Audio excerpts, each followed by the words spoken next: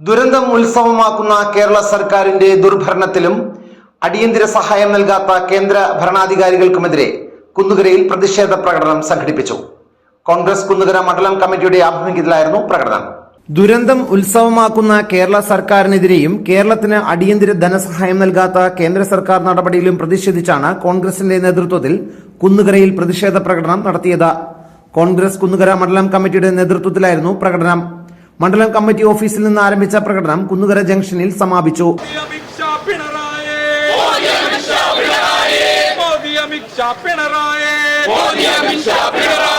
ഭാരതമണ്ണ് ഭരിക്കുമ്പോൾ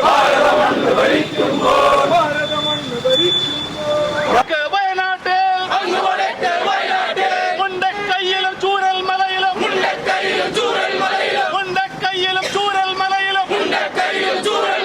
പ്രകൃതി ഒന്ന് കോപിച്ചപ്പോൾ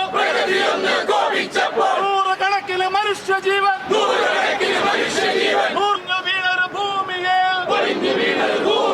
ദുരന്തത്തിന്റെ പേര് പറഞ്ഞ് കള്ളക്കണക്കുകൾ എഴുതിക്കൂട്ടി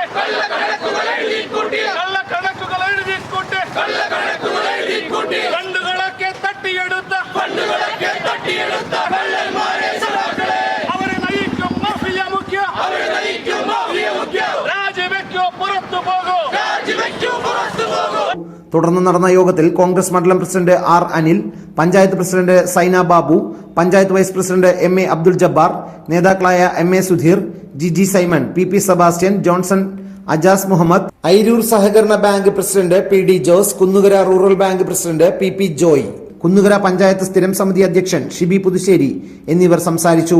വയനാടിലുണ്ടായ ദുരന്തം നമ്മുടെ എല്ലാവരുടെയും നമുക്കെല്ലാവർക്കും വലിയൊരു വിഷമം വിഷമമായിരുന്നപ്പോൾ നമുക്കൊരു വിഷമമായി മാറിയ ഒരു ദുരന്തം പിണറായി സർക്കാരിനെ സംബന്ധിച്ച് അത് വലിയ ഒരു സന്തോഷത്തിന്റെ ഭാഗമാക്കുകയാണ്. അവർ ഫണ്ട് സ്വരൂപിക്കുന്നതിന് വേണ്ടി അവർ ആ ദുരന്തത്തെ തങ്ങളുടെ ഫണ്ട് സ്വരൂപിക്കാനുള്ള ഒരു മാധ്യമമാക്കി മാറ്റുന്ന തരത്തിലേക്ക് മാറിയിരിക്കുകയാണ്.